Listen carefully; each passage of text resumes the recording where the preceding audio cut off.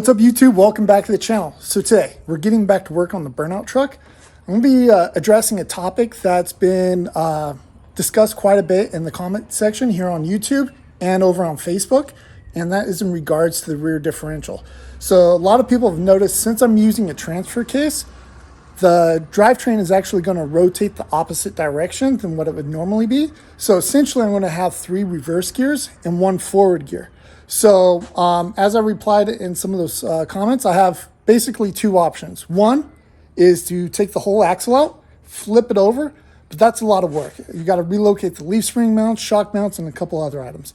Or 2 would be to take out the differential, flip it, and reinstall it. So I've already taken some additional some measurements so far, and it looks like that's possibly going to work.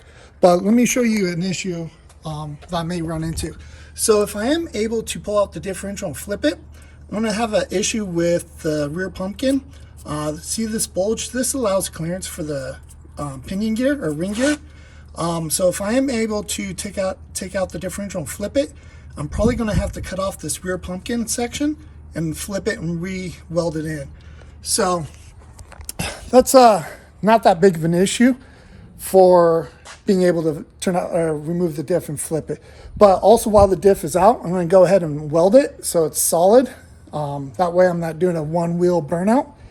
And yeah, so I already got the car up on jack stands, got the oil drained. So let's go ahead and remove this differential.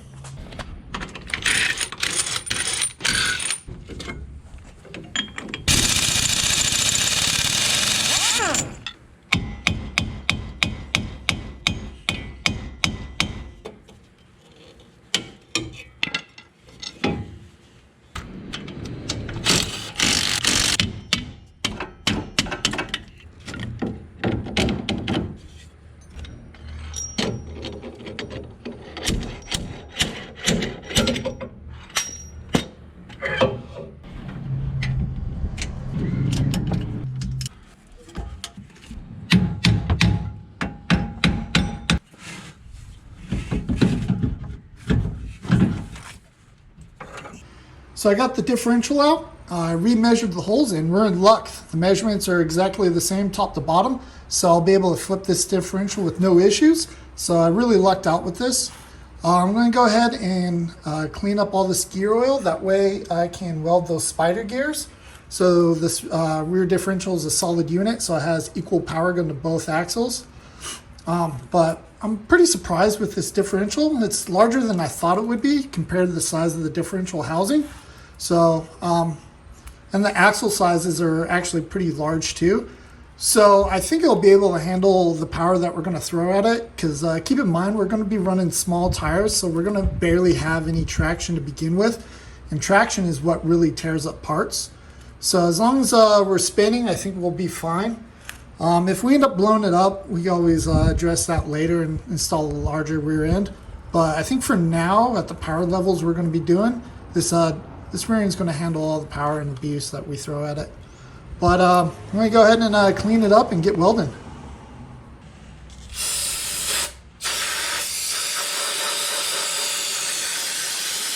So you saw me using brake cleaner when cleaning off this gear oil. Now it's always been a rule of thumb never to use brake cleaner when welding because you can cause deadly fumes.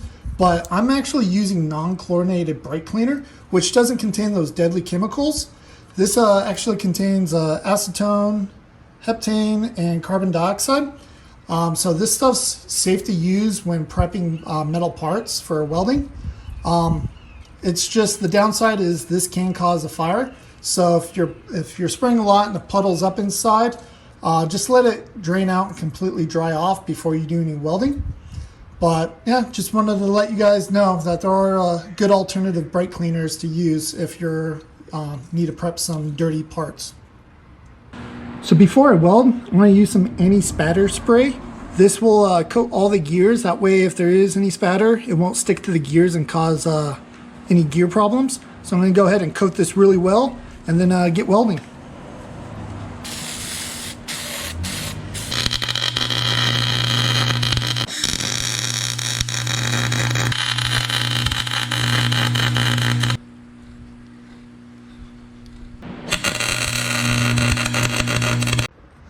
just finished welding up the spider gears. Turned out awesome. Welded both sides. Differential still spins perfectly fine, which is great. So while it cools, I'm gonna actually start working on that rear diff cover.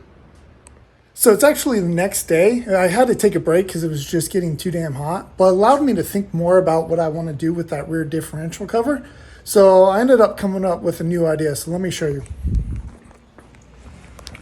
So originally I was thinking about just cutting off this whole pumpkin area and just rotating it.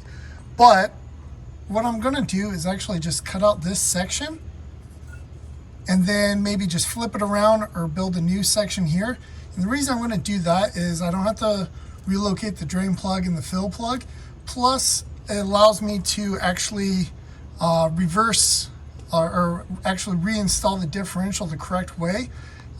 If we ever change the setup down the line, let's say we blow up the transfer case, which is very likely, we can always upgrade to a V drive. And if we use a V drive, then the drivetrain will actually rotate the correct direction. So we'll have to rotate the differential back again.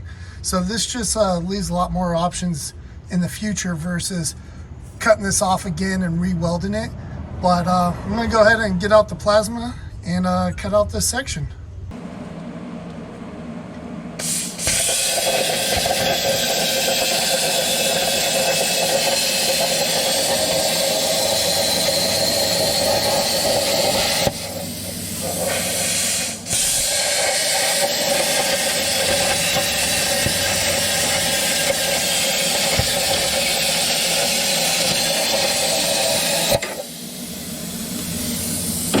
So I went ahead and installed the differential to check for clearance, and spins perfectly fine by hand. I actually have both axles in and they spin freely.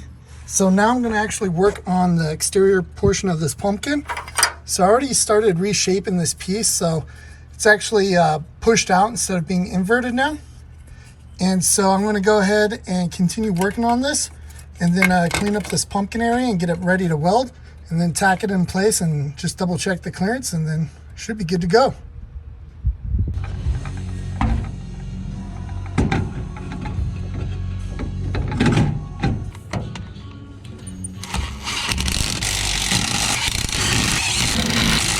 So I just got done reassembling the rear end and it turned out awesome. Let me show you the results on that rear diff cover though. Yeah, so it's not the prettiest, but hey, it'll get the job done. I was having some issues welding it, even though I cleaned the metal pretty good, but hey, suppose it has to do with the fact that it's been sitting in gear oil for the past 20 years. Other than that, I'm really stoked with how this job turned out. I'm glad I was able to flip the rear differential instead of the whole axle assembly to fix my drivetrain issue. But now that that's done, I can actually measure for the drive shafts to get made. That way we can have that installed and ready to go once this engine's running. Speaking of the engine, moving forward, we did pick up a nice cam for it to give it some of that chop. And then also we're going to be installing a high flow intake manifold and a nice carb. So that will be coming in a future video. But I'm going to go ahead and end this video now. I hope this video helps you out if you're planning on doing any similar jobs in the future, but it's just another option that you have. But other than that, I really appreciate you guys checking out these videos, and I'll see you next time.